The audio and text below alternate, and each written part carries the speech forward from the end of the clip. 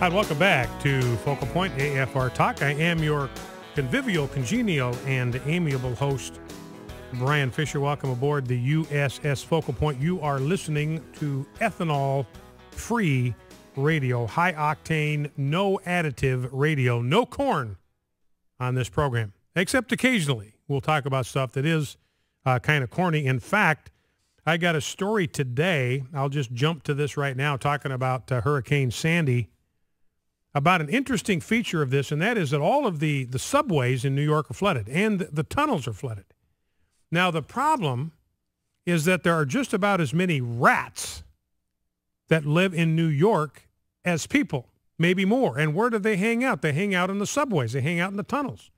So these underground areas are being flooded, and rats, it turns out, are great swimmers, and they can climb. And they also can carry diseases such as leptospirosis, which I got no idea what that is, but I know it's bad, hantavirus, typhus, salmonella, and even the plague. And you don't even have to get bit by a rat for the stuff to be transferred. And it says here that rats can climb brick walls, they can climb trees, they can climb telephone poles, and they can walk across telephone lines like squirrels, I guess. They can fall from a height of 50 feet without getting hurt. They can jump, listen to this, 3 feet in the air from a flat surface, and they can leap more than 4 feet horizontally. They can scamper through openings as small as a quarter, all of which makes me glad I do not live in New York City. So that's the total amount of corn additive we've got in our fuel today.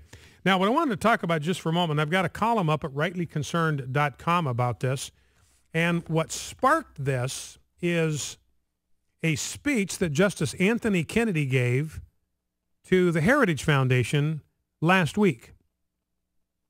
Now, the thing that struck me is that Justice Anthony Kennedy is the one that wrote the Lawrence v. Texas decision in 2003. Now, that was the ruling that basically made every sodomy law in the United States unenforceable. And at the time, I read through Antonin Scalia's dissenting opinion today, hadn't read through it in years, and he has some interesting historical facts in there. For one thing, at the time that this Lawrence v. Texas decision was issued, and Anthony Kennedy wrote it, it was illegal in 24 states and the District of Columbia. Sodomy was. So there were laws on the books against it. In other words, the elected representatives of the people said this is behavior that in our judgment should be contrary to public policy. These were the elected representatives of the people. And the Supreme Court, and as Scalia points out in his dissent, up to 1961, sodomy was a criminal offense in every state in the Union. It was still a criminal offense in 49 states of the Union by 1972. And even in 2003, according to Scalia, it was still illegal in 24 states and the District of Columbia.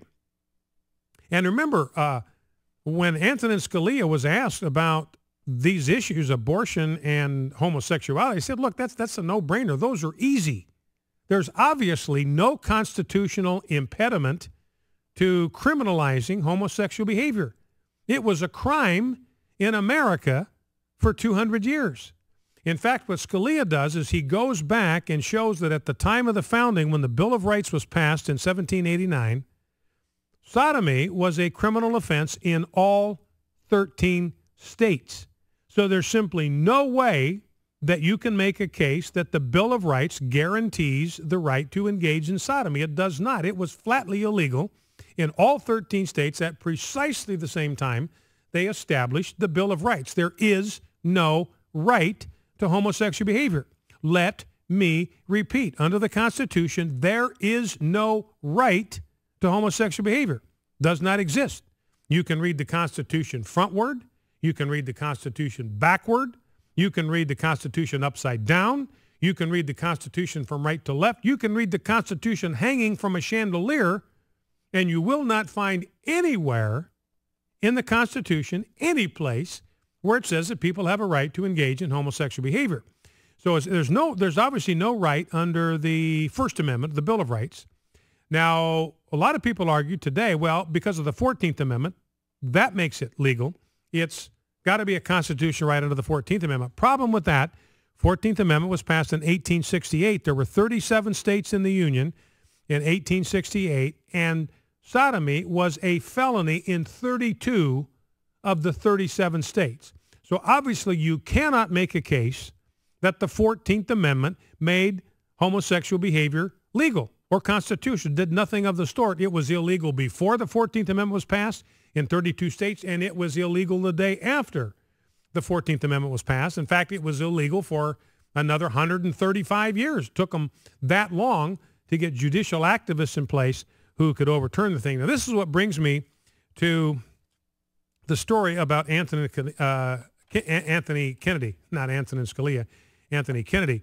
And by the way, the Supreme Court, I found in the Scalia dissenting opinion, listen to this ruling from 1999. This is the Supreme Court of the United States in 1999. Quote, a person has no constitutional right to engage in sexual intercourse, at least outside of marriage. I repeat, this is the Supreme Court in 1999 before it got all politically correct on us and wigged out and engaged in tyrannical judicial activism. This is the Supreme Court, 1999. A person has no constitutional right to engage in sexual intercourse outside of marriage. So it's perfectly appropriate for us to say that any kind of sexual union outside of the marriage relationship between a man and a woman ought to be contrary to public policy. There is simply no constitutional restriction on our ability to do this.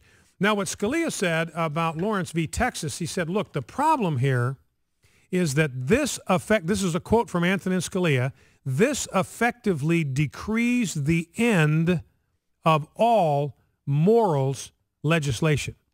In other words, the opposition to homosexual behavior was primarily moral, that this is behavior that is immoral. It has always been immoral. It has always been treated as immoral in Western civilization. It has been regarded as immoral from the founding of the United States. The roots of our system of morality and jurisprudence indicate that homosexual behavior is contrary to public policy. And it was based on a moral worldview. Judeo-Christian tradition, Judeo-Christian values said this is immoral behavior. We should not provide special rights and special protections for it in law. And so Scalia correctly observed, look, if you overturn these sodomy laws, then it is the end of all morals legislation. That was Scalia's word. This effectively decrees the end of all morals legislation. In other words, you no longer can have any legislation that is rooted and grounded in the law of God, in the law of natures and nature's God, a law of nature and nature's God, a law that's rooted and grounded in the Judeo-Christian tradition. You can't have it anymore. This is the end of all of that. Now, it's clear that morality is going to be legislated because that's all you can legislate is morality. That's the only thing you can legislate. And the left even admits it, even though they tell us you can't legislate morality. When they got something they want to push, I mean, they will argue till they're blue in the face. This is the right thing to do. This is the fair thing to do. This is the just thing to do. This is a matter of equality, which is a matter of morality, which is a matter of right and wrong. So what they're admitting, although they don't even realize what they're doing, is that they want to legislate morality. They just want to impose their view of morality on us. So it's not a question of whether morality can be legislated, because that is the only thing you can legislate. The only question is whose morality is going to be legislated. Will it be the morality of man or the morality of God? And what Scalia went on to say, look, if this is overturned, this will remove all barriers to, quote, bigamy, same-sex marriage, adult incest, prostitution, adultery, fornication, bestiality, and obscenity.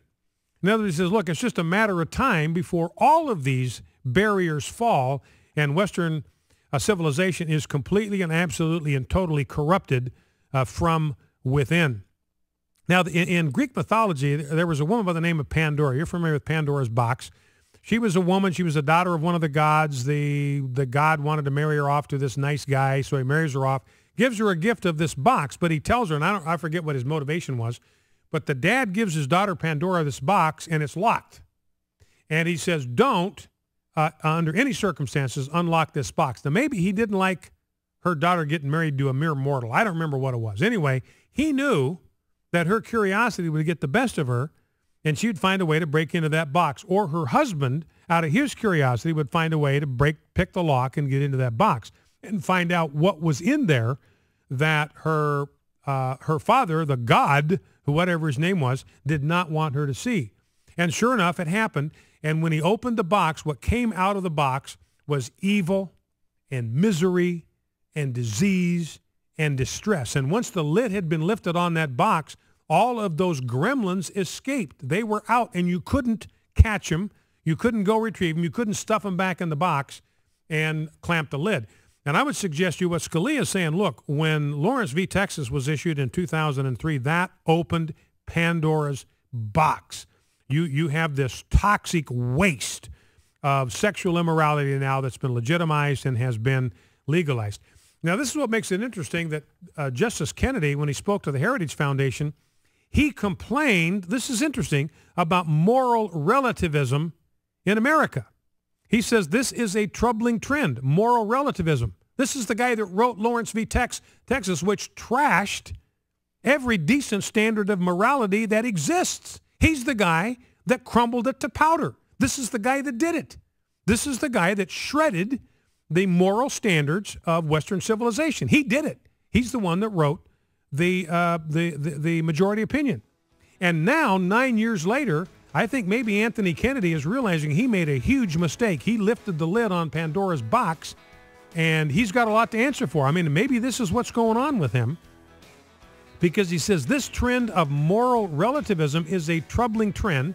He says, this is a quote, relativism leads to skepticism, skepticism leads to cynicism, and cynicism is corrosive to basic human values. So Justice Kennedy says, look, moral relativism corrodes basic human values. And he says if you have moral relativism as the public philosophy, you have a problem with telling the importance of our heritage, our Judeo-Christian heritage. Teachers are reluctant to say someone was good, a hero, that an event doesn't have an ethical and spiritual quality. Everything's the same. The result is that young people are discouraged. Focal Point, AFR Talk. Right now in our nation,